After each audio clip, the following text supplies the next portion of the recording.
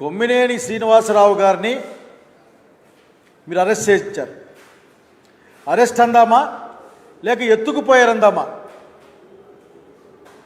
మొత్తం మీద ఆంధ్రప్రదేశ్ పోలీసు వాళ్ళు కొద్దిమంది అతి ఉత్సాహంతో శ్రీనివాసరావు గారిని ఇక్కడికి తీసుకెళ్లారు.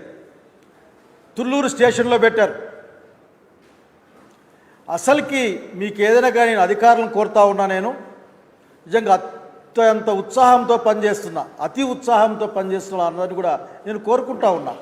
ఒక్క నిమిషం ఆగండి. మీరేమీ ఆకాశంలోంచి ఊడిపడలేదు చంద్రబాబు నాయుడు గారు లేక మీరు. రాజ్యాంగబద్ధంగానే అందరం పరిపాలించాల్సి ఉంటుంది.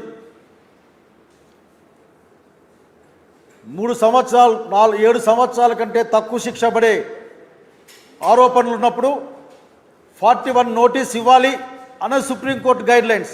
మీకు పట్టదు.